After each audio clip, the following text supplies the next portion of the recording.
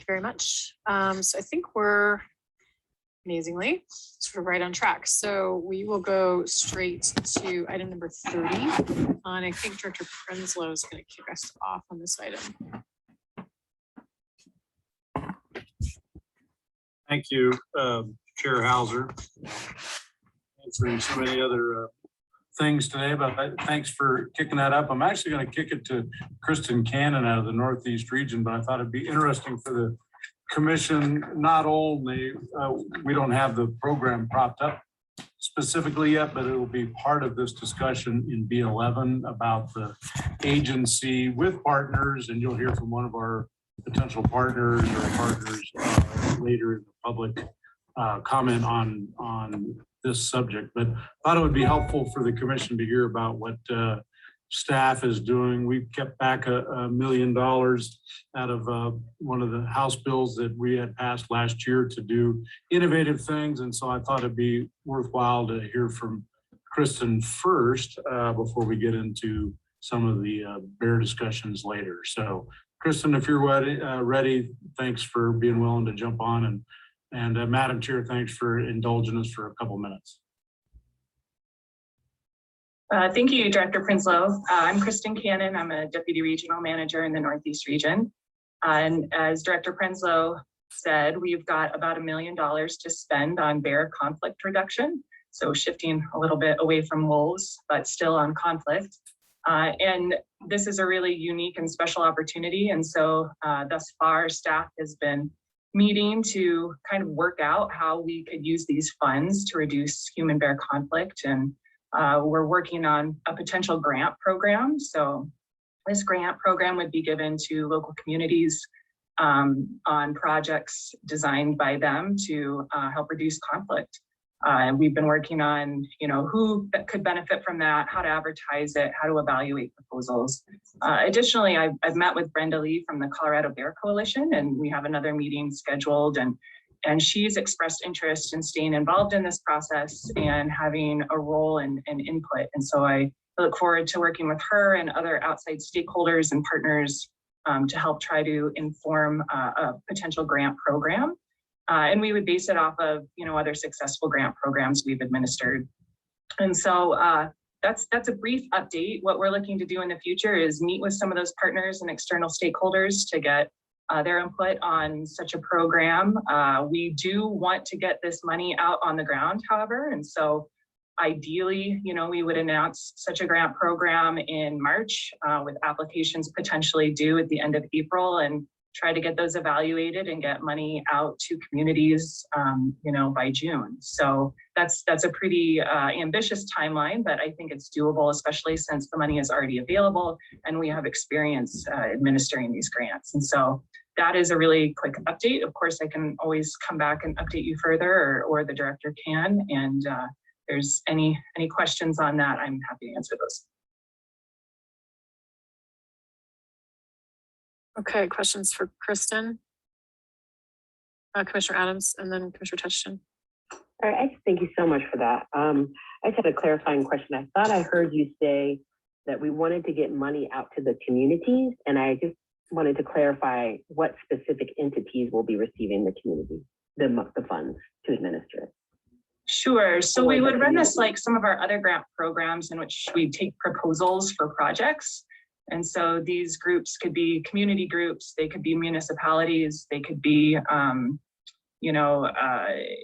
individuals with the means to execute a project. So I don't know that we've gotten that far in the planning, but that's sort of what we're envisioning currently. Thank you for that clarification. Commissioner Touchton. Thank you, Madam Chair. And thank you, Kristen. First, a quick question. Are these funds available statewide or just in B11? No, these funds will be available statewide for any applicants. Obviously, B11, we're going to hope that there's some projects coming out of there that we can put on the ground and be a part of that process. Okay. Well, let me just say thank you. I had heard sort of water cooler type conversations that this program was going to happen. But I'm delighted because I know bear conflicts are a sore spot for many and a time-consuming task for our staff. But I really think that we will never hunt our way out of bear conflicts, and that's a fool's errand. So I'm very pleased that you're considering this or acting on this alternative course, because if people really want to fix the problem, I think the way you're headed is the only way to actually achieve anything. So thank you very much. Okay, Commissioner Garcia. Thank you, Madam Chair. Kristen, this may be too early. Are Julie, Matt, and Kevin going to go further into the details of the management plans? Yes. Okay, I'll save my question. Thank you. Okay, so I think we've managed that. Director Prinsloo, is that right? So we'll go back into the plan itself. Is that right? Is that where we Yes, are? Okay, just making thanks, sure. Thanks, Kristen. I Yep. just wanted to make sure you had that background before we got into actual specifics of any of that. And it's a good update because we won't meet again until March. And so we thought it'd be helpful. So thanks for the indulgence. Okay, great. So then we'll turn to Julie and Matt.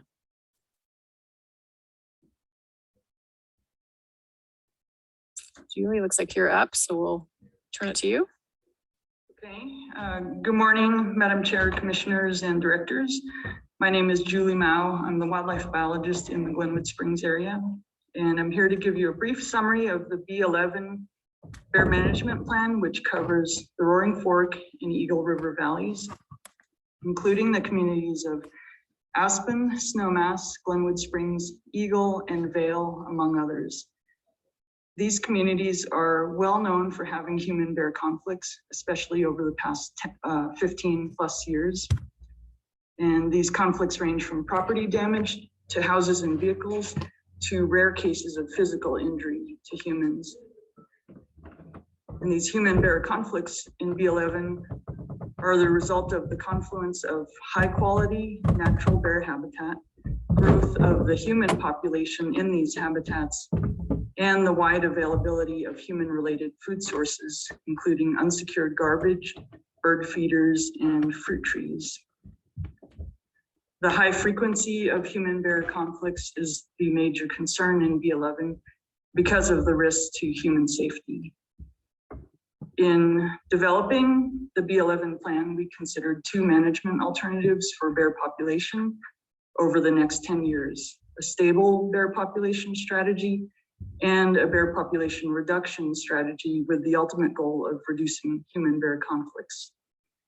During the public comment period, we received a lot of feedback from community members that they would like to focus on reducing the availability of garbage and other anthropogenic food sources for bears without reducing the bear population.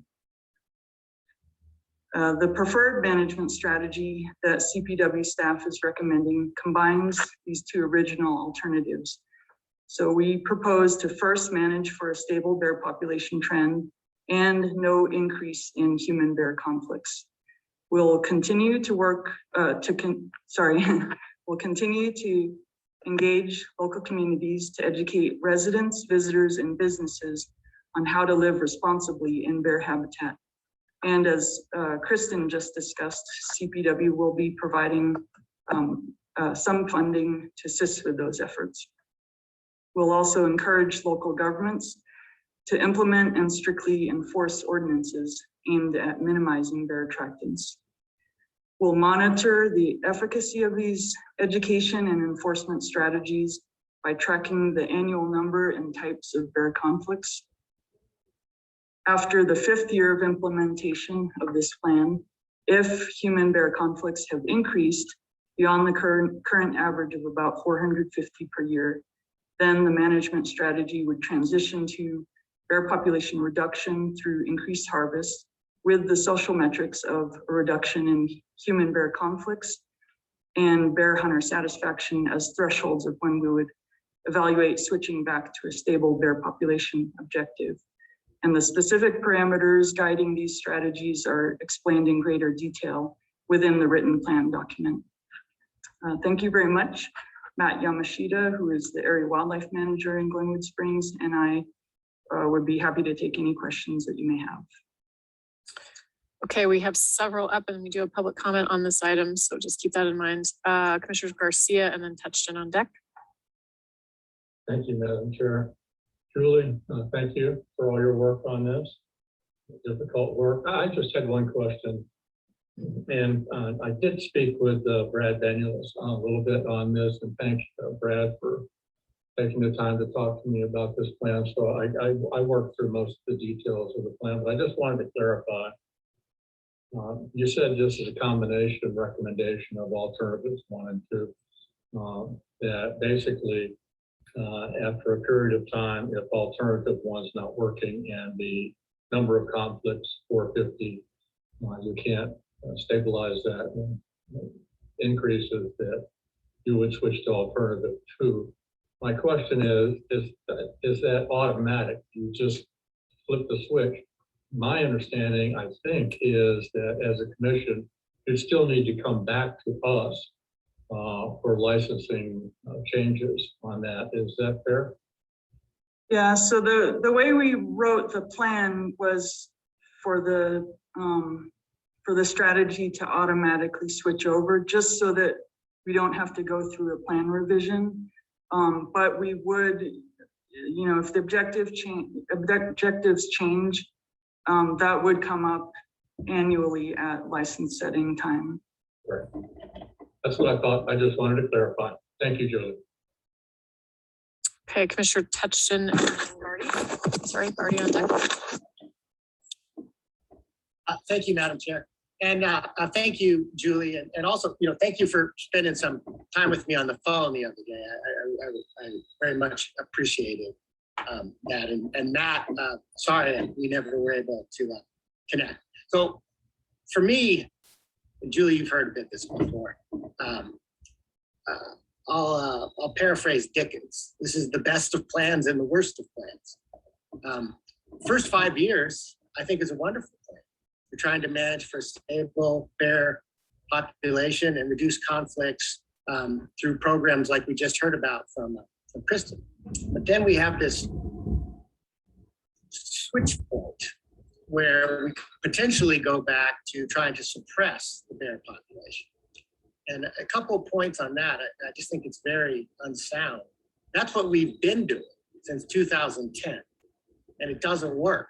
I mean, we have the current situations where people are concerned about conflicts occurring while we're trying to suppress the bear population through hunting. So the last 10 years has been an experiment, and it fails. Hunting has not fixed the conflicts. The other point, and this is, you know, what I would like to see changed in the plan, is that 450 trigger. So the actual average, it's on page 15 of the draft plan, is 485.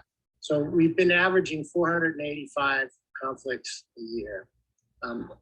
And one of those years, actually 2 of those years, were partial years. So the number's probably higher than 485.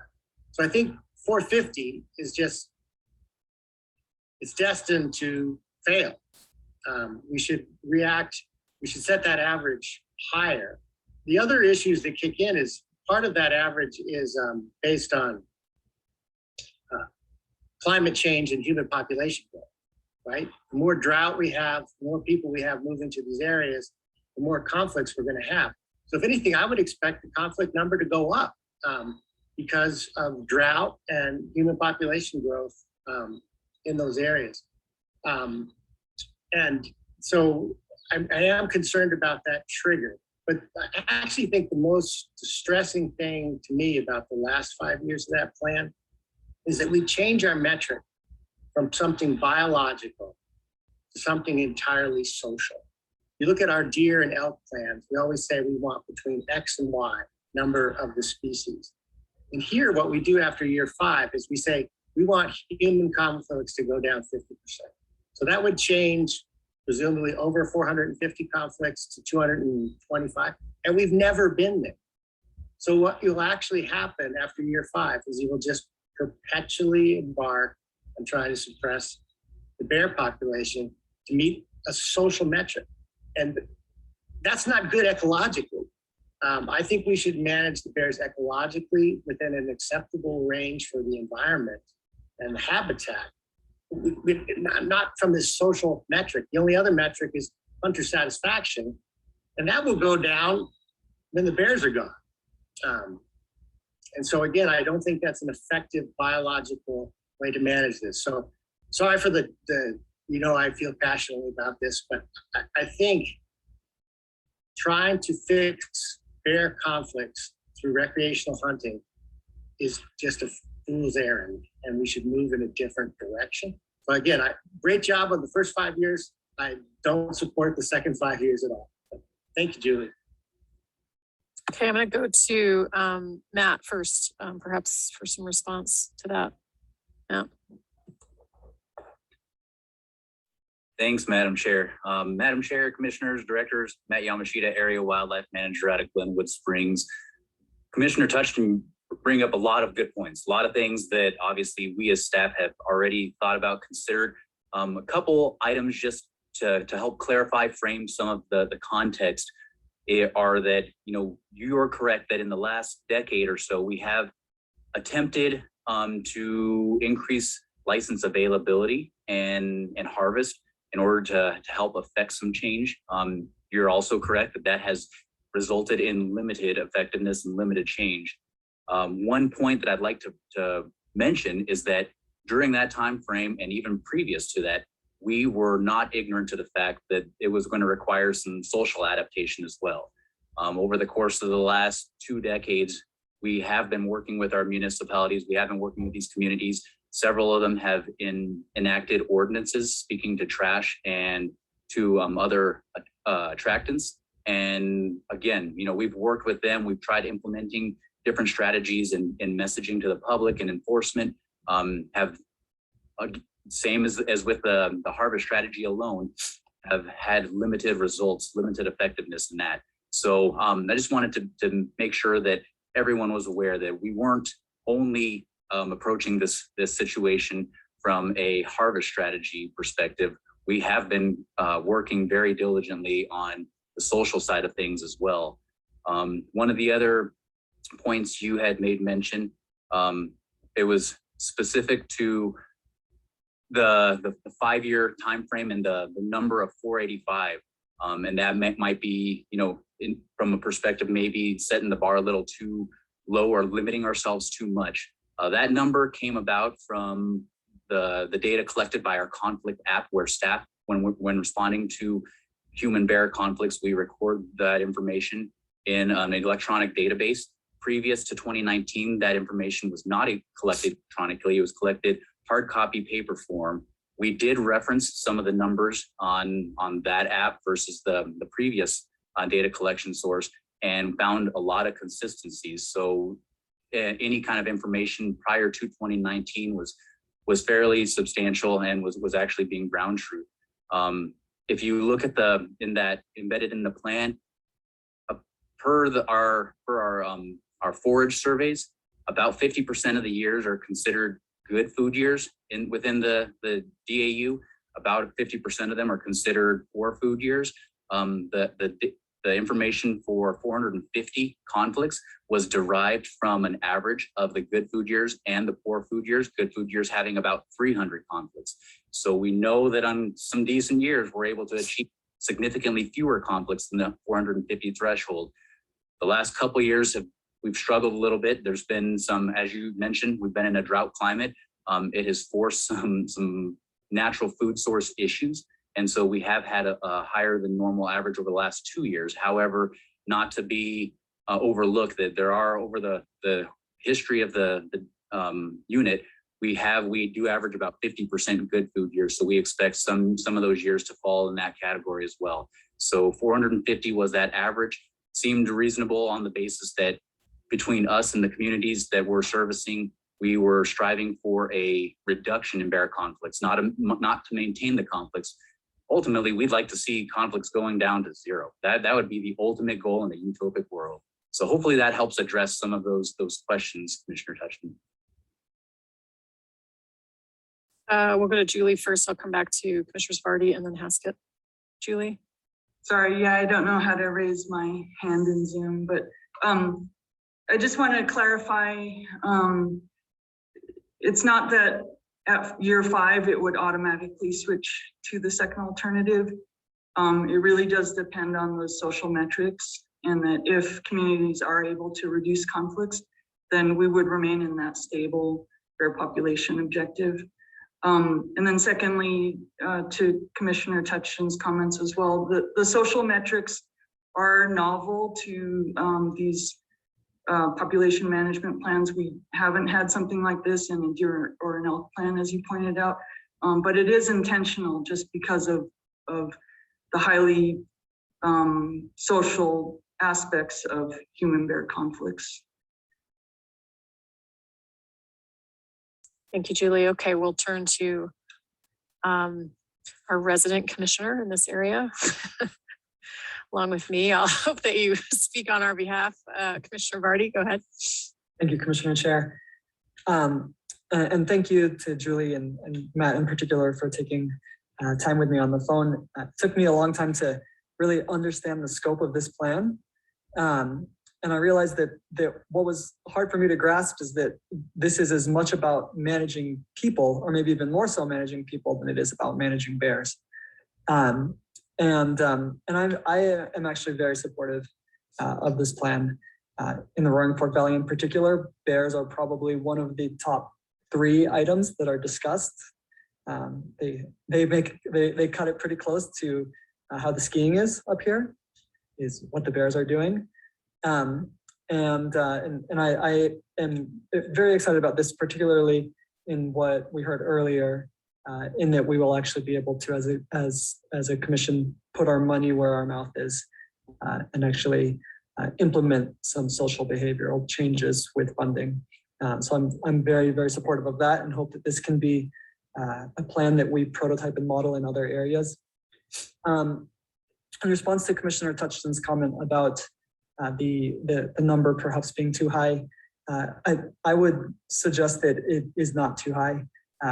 Interacting with our area wildlife managers, and I'm sure that Matt might have some better data on this, I would have the opinion that the current number is unsustainable for our staff. I would imagine that what is happening in this area is perhaps could be close to a majority of the time in the active bear season. What most of our staff is dealing with is bear interactions, making it such that they aren't in the field as often as they probably should be, managing all of our other wildlife needs. So I don't think that it's aggressive. I think that it's appropriate, and I am strongly supportive of the plan as written. Thank you. Thank you, Commissioner Vardy. Commissioner Haskett, and then Blecka. Thank you, Madam Chair. Great comments, Commissioner Vardy. Matt and Julie, I think this is a great plan, and I can tell you worked really hard on it. This area has unprecedented use or conflict, and you made this plan flexible for that. Health and human safety is number 1. Drought and continued habitat loss in this area is also huge. So there's a lot of factors involved in this, but I think harvest is better than euthanasia. And I think the fact that CPW is committed to helping with the social issues also, that's a huge part of this, and is a huge part in the entire state. But that area has the highest conflict anywhere. So I support this plan. Thank you. Okay, Commissioner Blecka, and then Schaefer. Thank you. And then Commissioner Vardy, thank you for your comments. I just wanted to make a few comments with regard to Commissioner Touchin's, continued railing against the hunting community. That we're just a bunch of trigger happy folks that love shooting stuff. As anybody knows, it's just not the case. And hunting is a tool in the toolbox for wildlife management. Much like what Commissioner Haskett said, that there's just not enough time, there's not enough staff to deal with all these hunter conflicts. We have people that work for us that have changed jobs because they didn't want to put down bears anymore. We are trying to deal with changing social behavior. And we can't do it by ourselves. we try to engage the non-sporting community with pushback on everything. So I'm not sure what people expect from the agency with regards to this. I think the plan is well thought out, as all of ours are that come forward. But I just wanted to put it out there that people don't enjoy killing problem bears. Nobody wants to do that. And we don't even make our quotas into it. It's a challenging endeavor to begin with. But I think there needs to be more public engagement on this. I think the non-sporting community needs to actually come to the table. Thank you. Okay, Commissioner Schaefer and then May. Thank you, Madam Chair. First, I really want to commend all the staff on implementing what I think is a really novel approach in actually addressing conflicts on a broader scale. Obviously, folks in the area have been working diligently for many years and trying to address on a localized basis. But I think having a holistic approach and allowing for communities to come forward with their own ideas in working with the agency itself can really put us on a new path in dealing with conflicts in this state. As the development of the app has shown, we're in a realm that I don't think any of us were even aware of until we started seeing the totality of the numbers, I think particularly in this valley in the Colorado Springs area. So I wanted to be certain that everyone knows that we really appreciate this hard work. It is a way to put us on a new path forward that certainly recognizes a lot of the comments that we've gotten over the years regarding conflict from a variety of stakeholders. The other part is I really wanted to commend staff for the diligence put into this plan. It has reflected the time invested as well as the consideration of, I think, a variety of viewpoints. You've endeavored to really try and strike a balance, and I think you hit there in something that is a really contentious issue. I will point out, though, that the goal of reduction is still to have 4 conflicts a week. That is the goal to drop down to. The amount of time and resources are being dedicated by wildlife professionals towards dealing with bear conflicts in this particular area is astounding. It may be necessary that it's illustrative to understand the amount of hours and financial resources that are being dedicated to this simple conflict issue versus having experts do the work that they do best. As Commissioner Vardy pointed out, that this is something that every one of our area managers, to biologists, to DWMs are dealing with bears on almost a constant basis, and the community is well aware of that constant conflict. So it's something that I think that the balance was struck here. I appreciate the attention to detail and the attention to those various perspectives. And I just really commend the work done on this particular DAU plan or BAU plan. It's really impressive. So thank you. Thank you, Commissioner Schaefer. Commissioner May, and then I'm going to go to Commissioner Adams, since this would be her first comment on this item, and then I'll circle back to those who are repeating. Thank you, Madam Chair. First of all, I want to say I think that staff has done something that is really hard to do in what I consider almost an untenable situation. They've been placed in an area to where the bears are being pulled into the urban areas, and somebody has to deal with it. Well, apparently that's nobody except CPW staff. So my sympathy for that. I also appreciate Commissioner Vardy's comments that he supports this plan, which he definitely lives in it every day. That makes me feel confident that this is done correctly.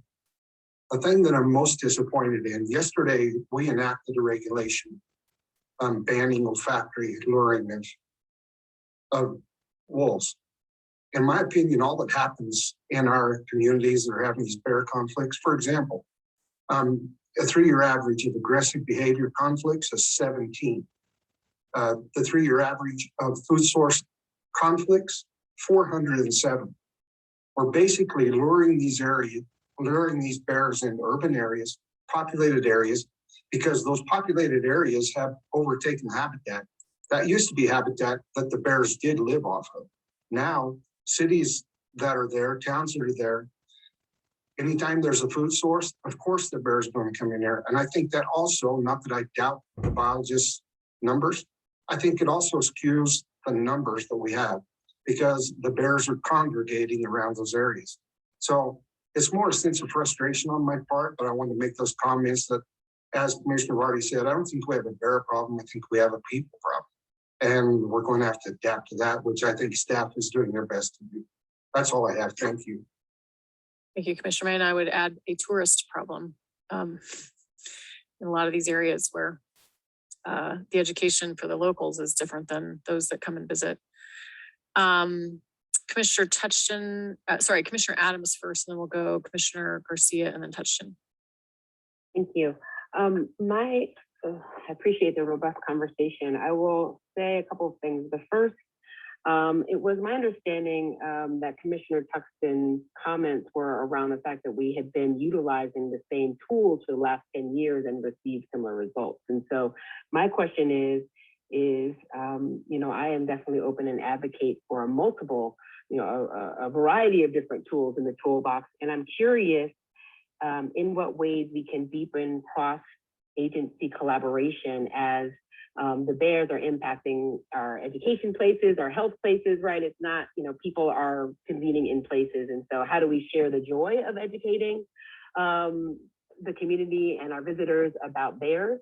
I'm curious specifically about how we're working with the Colorado Department of Education. How are we even teaching about bears? How are we working with early childhood, those 2, 3, 4-year-olds, those parents are there, how do we educate, or rather, how are we also connecting to the, Health and Human Services or just some of the other agencies to support us in these communication efforts?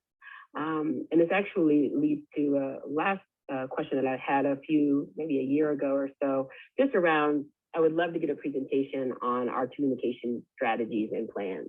I know Lauren Truitt has been really wonderful in providing feedback and information on isolated communication efforts, and it would be really helpful to get a broader overview on how our agency is communicating these critical pieces of information and strategies to our stakeholders, as well as, what is the level of collaboration across agencies in getting information out as well. Thank you.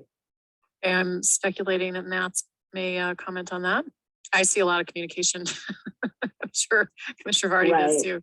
No, I'm talking about like my cousin or my neighbor or those kind of folks who are, not already in the loop. Thank you. Go ahead. Go ahead, Matt. Thanks, Madam Chair.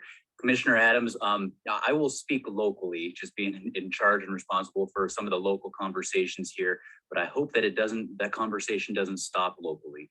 Our hope with creating a plan of this nature where we bring in some of the social science and the social aspect to some of the management is that, as Madam Chair had mentioned earlier, there are definite gaps in who we're reaching out to, how we're reaching out to them, why we're reaching out to them.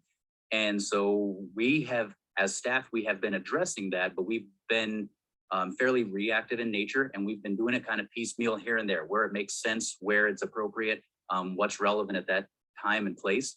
And with our hope in creating this plan is to bring that to the forefront and make that a kind of a driving factor and force, so that we're not strictly going off of a biological management strategy and being ignorant or completely reactive on the side to some of the social considerations. That's our goal with this plan. And in doing so, we're definitely going to have to dive deeper into what our communication strategy is. And that's a local thing for us here. However, not being ignorant to the fact that this is a statewide issue. We're seeing this in municipalities everywhere, not even just in the West region. No. I would like to venture that we might be able to help open some doors for some potential, solutions, even on the Front Range communities. And maybe if we could start, paving the way for some other plans to follow or some other solutions, then maybe this is a good first step in that direction. It's just, this is an appropriate place given the amount and the degree of conflict that we've been incurring. Absolutely. Thank you so much for that.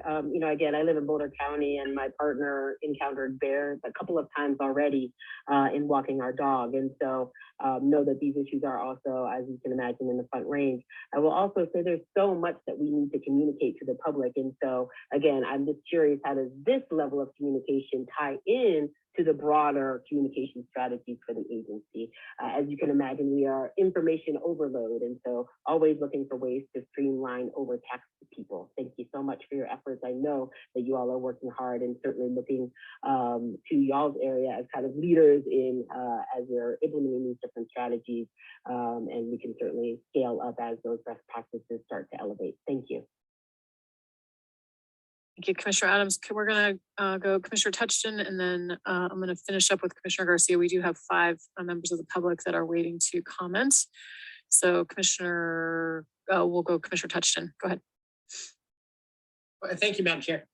I'll be quick. I just wanted to tell Commissioner Blecka, Betsy, I didn't mean to rail against hunters. If that's the way I came off, I apologize. I meant to rail against the idea that hunting will solve this problem. I think that is an idea that has been tried and failed. And my suspicion is because we're talking about different bears. There's bears that are in the backcountry that are available for hunters to harvest. And there's bears in the urban fringe that aren't huntable. They're not in areas where hunters can go hunting. And those bears, unfortunately, are probably gonna have to be controlled with officers. But anyway, we tried the increased hunting experiment for 10 years. It didn't work. I think it's not a great idea to go back to that experiment because we'll just suppress the bear population. Matt also mentioned that, you know, working on trash might not work, but I just wanted to close by saying that we're dealing with bears and humans, and the species that should be easier to train should be the humans. So I think that's where our efforts should go, is that if we want to fix this problem, we got to change human behavior, because bear behavior is going to remain consistent with what it is. So again, I liked the first 5 years of the plan. I think the second 5 years of the plan won't accomplish anything. Thank you, Commissioner Touchton. Commissioner Garcia. Thank you, Madam Chair. So Commissioner Touchton, you know, you shouldn't give up on educating bears, right? I talked to Brad about this and I said, you know, maybe that's the solution, right? And we could have classes, we could set, and I bet, you know, Terry with Colorado Mountain College could develop a program, right? So let's not give up on the bear education. On your idea of the first 5 years being good, the second 5 a problem. And that's why I asked, okay, that the 5-year trigger is not automatic, that they have to come back to us. And so we would always have more input as we get to that point, if not before. Commissioner Black was right. We never reach quotas, so sometimes I wonder why we even set some of these, because we won't reach them. The one thing I do disagree is we are in the social management business. And I don't know if you were on the commission way back when we had this discussion. We just did it the other day, or yesterday, on units 80 and 81 with overcrowding. Overcrowding is sometimes a biological issue, but many times, as in that case, much more of a social issue. That we're hearing from our consumers that they are not happy with their experience hunting because of overcrowding. That's not a biological question, that is a social question. So I think our role is many times both biological and social, and we have to do both. Finally, I would say, Commissioner Touchton, you can, I don't consider what you do railing. I enjoy your input. I respect your input. And what you said earlier, I took to heart, and I think everybody in the division did as well. And so I hope you continue to bring your perspective, because that is, I do appreciate it. Thank you. Okay, well said. Thank you, Commissioner Garcia. So we're I guess my only final comment before we go. I also live in this valley. Would certainly echo Commissioner Vardy's comments, and I would just also recognize, and this is happening all over, that the level of construction of new homes up and down the Colorado and Roaring Fork River valleys is like wildfire. I mean, they can't build them fast enough. So this continued encroachment and the kind of people problem certainly will continue. So I certainly want to thank Matt and Julie and the team for all these as proactive efforts as we possibly can and getting in front of this to the extent possible. Commissioner Blecka. Thank you. And thank you for letting me chat again. Jay, between this meeting and the last meeting, it's kind of a fine line sometimes when the way like you speak about the hunting population. So, but just to dovetail onto what Commissioner Hauser said, and I neglected to say this before, I really think that if we want to have an impact or be impactful, we need to look at our local planning commissions and talk to them and work at the local level to curb or make some recommendations or whatever it is, engage at the local level, because that's who's allowing these developments to go in. That's what's fragmenting habitat. That's what's creating these impacts. And maybe that instead of coming to us and expecting us to manage not only wildlife, but everybody's social behaviors outside, that maybe we can look to our local entities to help us out on the front end of that. Thank you, Commissioner Blecka. And we certainly are a group of shy commissioners that don't speak our mind. So that is the beauty of a commission like this. And hopefully we are bringing different perspectives to the table. Commissioner Schaefer. Thank you, Madam Chair. I do have a point of curiosity that is going to kill me if I don't ask, which is looking at the mass scores combined with the relocations, there obviously seems to be a very clear tie there. My question to, assume this is to Julie, are there actual habitat restoration practices where we can, help benefit, some of those Gamble Oaks or whatever it may be as part of mitigation around conflicts? I'm not aware of anything that exists, but is there something that we can be doing collectively around that? No, when food failures occur, it's really more because of, large sort of like seasonal weather patterns. So like, a spring frost that kills all of the flowers, or drought where the berries aren't able to get produced. So I don't think you can really do anything at a small local scale, like a habitat project. Hey, Commissioner Bailey, then we are going to public comment. Yeah, sorry. Go ahead, Commissioner Bailey. Commissioner Schaefer got that last question, as I figured I would too. So, to Commissioner Touchin's early point, I did just want to clarify that when you're thinking about this 5-year reassessment, and I did appreciate that there are multiple types of social metrics in there, in addition to hunter experiences. There's also just general surveys on perspectives on bears and attitude towards bears and bears conflict. So I really appreciate that robust understanding of social metrics. But I did want to clarify, other than the goal of a stable population, when that trigger point happened, there is not a biological, right? There's no minimum population that we're aiming for moving forward, which I think is maybe the point that the commissioner was making in terms of it being different and not quite balancing biological and social metrics in the way that we do in other places, which might be necessary here. I just wanted to make sure I wasn't misunderstanding that. Matt or Julie? Julie? Yeah, with bears, we just can't really measure their population on an annual basis like we do deer and elk. So like I explained in the video presentation, we rely more on those age and sex composition metrics from the harvest, and that can give us a sense of population trajectory. But as far as like measuring annual changes in population, we just don't have the tools to discern that.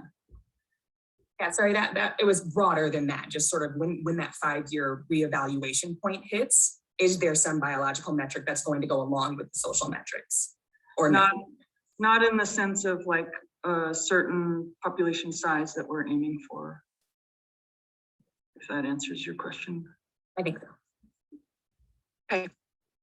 Thank you, everyone. And we have another bear management plan right behind this. So hopefully some of these questions will apply there. And we've covered some of this, some of the questions by the commission. So Katie, I'll turn to you. I think all 5 of our public commenters are with us. So turn it to you to facilitate that. Yes, thanks, Chair Hauser. So we will give each person 3 minutes for the public. Just so you know, I'll give a warning at 15 seconds. And when your time is up, the chair will facilitate any questions. We'll start with Tina White, followed by Gina Gordon. So if we could get Tina unmuted. And Tina, would you like your camera on? Sure. Okay, looks like maybe coming up. Yes, go ahead, Tina. Hi, my name's Tina White. I've worked for Snowmass Village Police Department as Animal Service Officer for 25 years. Madam Chair, Commissioners and Directors, I appreciate being here and having a few moments of your time. Preserving and protecting wildlife and their habitat in Snowmass Village is a decision of its residents. We have had an excellent working relationship with our local Colorado Parks and Wildlife. Snowmass Village Wildlife Ordinance started getting its roots back in 1991 to 1993. We started to see an increase in the number of human-bear conflicts and bear relocations. CPW officers requested a wildlife ordinance be created that required bear-proof refuse containers to minimize the contact between bears and residents. In 1993, officers consulted with West Yellowstone, Montana, and obtained their bear trash ordinance as a guide. Then in 1994, the first version of the wildlife ordinance was created and town council passed it unanimously. Snowmass Village was the first municipality in the state of Colorado to adopt a bear protection ordinance. However, from 1994 to 1999, human and bear conflicts increased, especially in years when natural forage was affected by drought or other factors. Enforcement options consisted of verbal warning or summons to court, and there was not an ability to write citations. In 1999, a committee was formed, including animal officers, police chief, division of wildlife, and solid waste director. This committee edited and improved the 94 ordinance and created a 1999 revised ordinance. One of the significant changes in the wildlife ordinance included a penalty assessment section so that citations could be issued. Introducing the ordinance to the community became a big endeavor. Community forums, public presentations, and going into local schools. With continued support from CPW, we use media, including grassroots TV, to promote the new ordinance. Over time, black bear relocations and euthanasia were significantly reduced. The continual goal each year is to stay ahead of black bears and other wildlife from finding unnatural food and trash. Wildlife does not recognize jurisdictional boundaries. Some communities have wildlife laws but do not enforce them. A bear will cross over into other communities already habituated. This will always be a work in progress. Collective education and enforcement will influence. 15 seconds. We support CPW in their endeavors to balance the needs of the wildlife in the ever-changing climate and the influx of new growth and residences. I greatly appreciate your time. Thank you, Tina, and to the town of Snowmass Village as well for your time and for your comments. Katie, next commenter, please. Next, we'll have Gina Gordon, followed by Michael Bear. Gina, looks like we've got you unmuted. Would you like your camera on? Yes, please. All right, we have you. Go ahead. Hi, good morning, Madam Chair and Commissioners and Directors. I thank you so much for the opportunity to speak. My name is Gina Gordon. I'm the Community Response Supervisor for the Aspen Police Department. And I heard a lot of discussion about human behavior and local efforts. So I'm hoping that I can weigh in a little bit on that. I'd really like to take a moment to highlight the combined efforts that have been going on with our regional Colorado Parks and Wildlife that have allowed us to really take a proactive approach towards mitigating some of the human wildlife attractants in our area. And as we've all recognized that many bear and human conflicts experienced are a result of access to anthropogenic human food sources. And in acknowledgement to that, we, as a city, decided to take an active role and run a full court press on trying to suppress these attractants. Our city developed a work plan for bear management in our area, and it was constructed in close partnership with other Aspen departments, as well as stakeholders and city parks and wildlife. And with that, we were able to implement a 3-step approach to mitigating efforts in our area.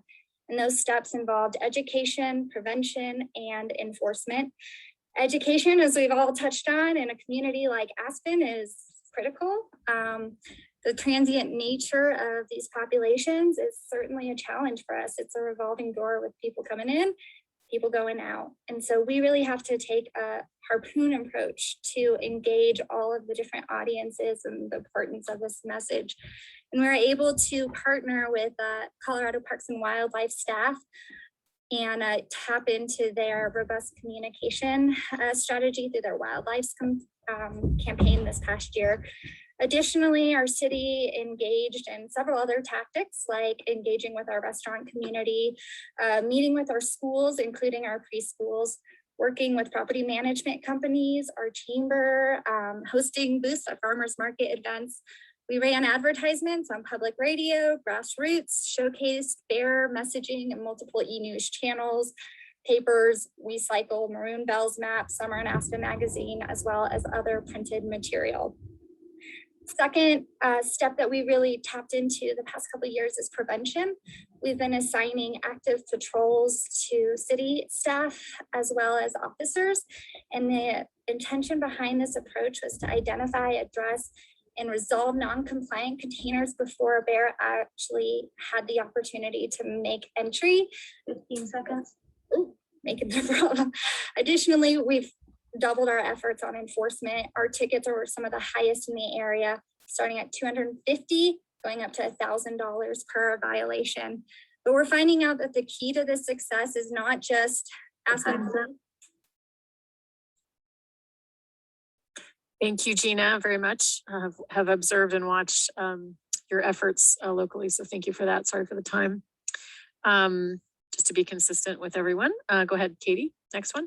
Next up, we'll have Michael Bear, followed by Delia Malone. We've got Michael unmuted. Would you like your camera on? Yes, please. All right. Looks like you're coming up. There you go. Dear Madam Chair and Commissioners, thank you for this opportunity to speak about B11. My name is Michael Bear. I am a 6th-generation resident of the Roaring Fork Valley. I'm a volunteer with the Roaring Fork Valley Bear Organization. Our founder, Daniela Cole, wasn't able to speak today, but has sent a letter expressing our organization's efforts to assist with the issue of bear-human conflict. Since our inception in 2019, she developed bear-aware education door hangers and stickers and actively distributes these materials in English and Spanish. She has also enlisted the assistance of BSA Aspen Troop 201 in creating heavy-duty webbing straps and retrofitting cans in dense bear areas. The work of CPW is much appreciated, and we think you do an amazing job with the resources you have. I understand that B11 is a very thorough piece of research, and it is clear that increasing the harvest is the main tool that you have to make change. In the introduction in the research, there are several interesting statements.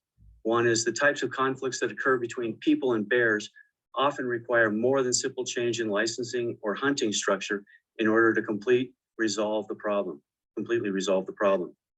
Removing attractants for bears is critical to address the source of the conflict rather than only dealing with the latter consequence through lethal removal of bears. It will take active and consistent involvement by residents and many other entities to substantially reduce and ideally eliminate the availability of human food sources for bears to effectively resolve these bear management issues. It sounds like increasing licenses without addressing the other issues will not get the best results.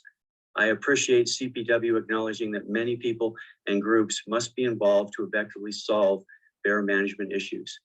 Our organization is a grassroots effort to help address the other side of the bear-human issue, the attractants and trash.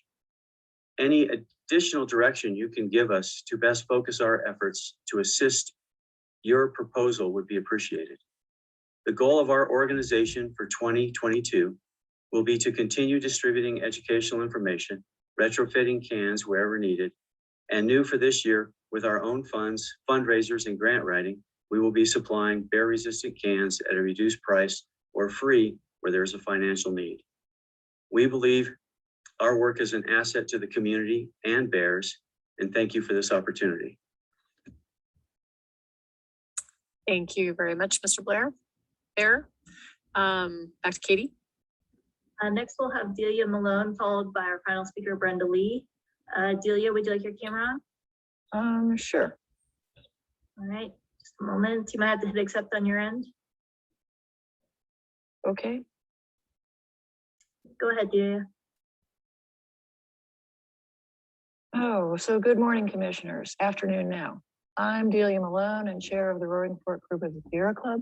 We support CPW's preferred alternative one, but have some concerns about implementation consequences to bears if their implementation strategy doesn't work.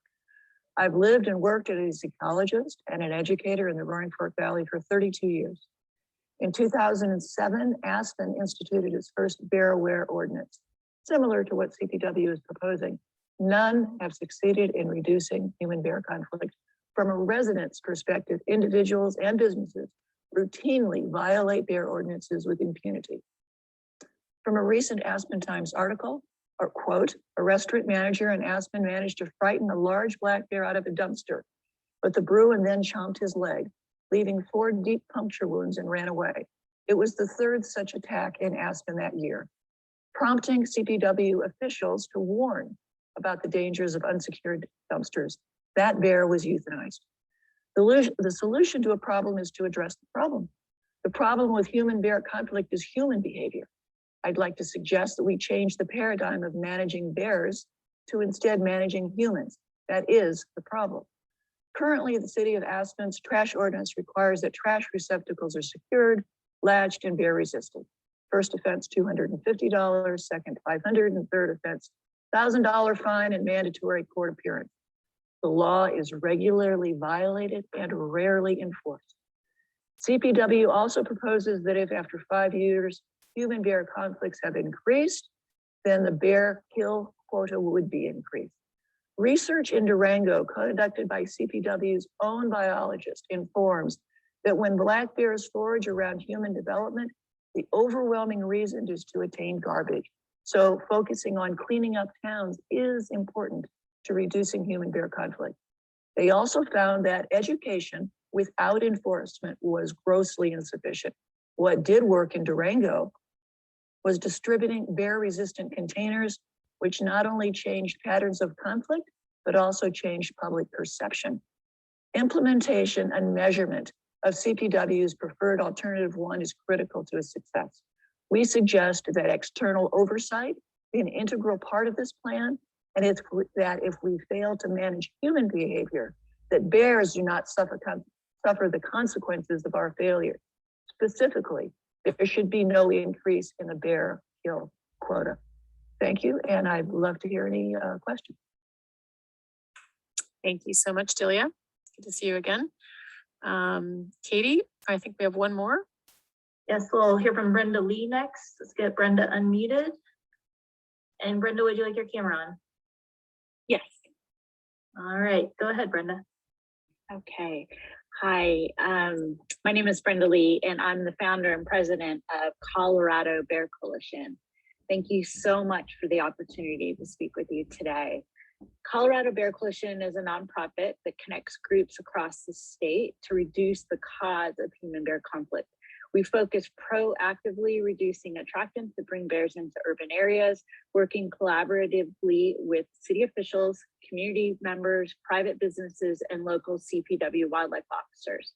Colorado Bear Coalition was born from a need to extend successful efforts from cities such as Boulder, Durango, and other cities across our state. As a local CPW officer has stated to us, messaging from within a community is often key to making change. We have created fruit cleaning programs, implemented trash ordinances, as well as ensuring that enforcement is effective. We work extensively with trash haulers, bear resistant cart manufacturers, as well as social outreach through HOAs, elementary schools, Rotary clubs, etc. We want to thank CPW for requesting feedback from the public and for listening. Based on hundreds of comments, which overwhelmingly asked for an alternative to hunting, CPW has changed their recommendation from using hunting as the main tool to managing human-bear conflict in the Roaring Fork area to instead pursue a proactive, non-lethal strategy that gets to the root of the problem. Unsecured trash is the main reason bears are in urban areas. Thus managing this issue really comes down to managing human behavior.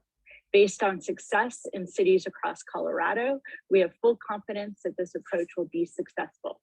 However, this alternative plan will be more complex than using harvesting as a management tool, which is in the area of CPW's area of expertise, as there are many players and many moving parts. This alternative plan will involve more people, and essentially the work will need to be done from the cities and communities. CPW has been given $1 million from the governor to specifically address human-bear conflict in these areas across the state. With this funding, CPW is taking on a critical leadership role, which will require extensive planning, collaborative efforts, and those which don't necessarily fall directly in CPW's wheelhouse of expertise or jurisdiction. Roaring Fork can be a shining example of how to do this right. It can be, but how it's done and how it's executed is critical. In this report, there's little detail on how it will be executed or how the funds will be used, but this is a great opportunity and we look forward to contributing to its success. Thank you. Thank you, Brenda. I think that concludes our public comment. I do see Director Prenslow's hand up. Yeah, thank you, Madam Chair, and I appreciate all the comments and all the activities that the community is trying to do along with staff. So I appreciate staff working on this. It's a tough one. Would like to correct just maybe a little bit with our partner, Brenda Lee. Just a small, we were granted $3.5 million through House Bill 1326 last year, but we chose to keep back $1 million for this. The other 2.5 million will spend on other species of concern, but it wasn't a line item. We thought, and with partners, and Brenda's a big help with that, that we would dedicate $1 million to this across the state. So we're excited about doing that. You heard about that from Kristen, but I just thought there would be a slight clarification on that. And thank you for, again, for staff for doing a great job. Well said. Thank you, Director Prenzel, and thanks to our public commenters. Okay, so checking in a little bit in the background, I'm told that our next item, I don't mean to tempt Murphy,